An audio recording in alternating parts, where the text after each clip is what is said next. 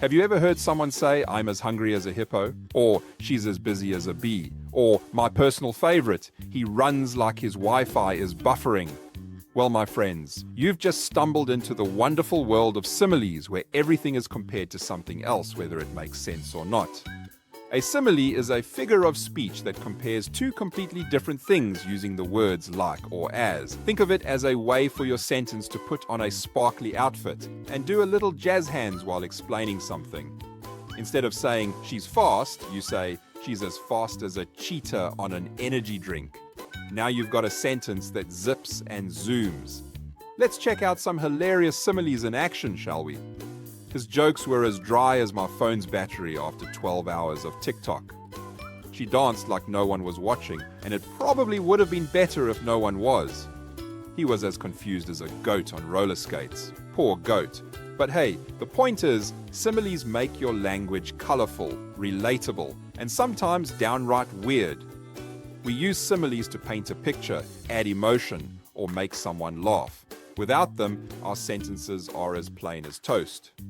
With them, well, then they're like toast with butter and cinnamon and maybe a side of Beyonce.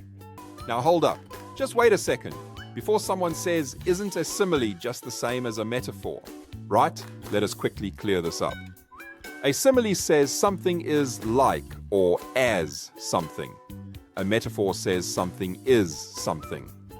For example, a simile says, he's as sneaky as a ninja, while a metaphor would say, he's a ninja in sneakers.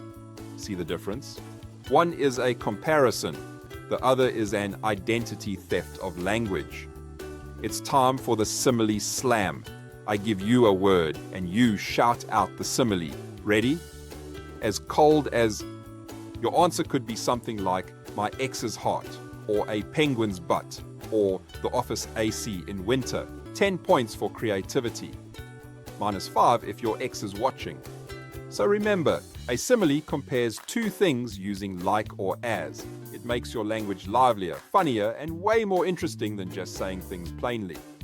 So, next time someone asks how your day is going, don't say fine. Say, it is like a roller coaster run by squirrels. Chaotic, but kind of fun.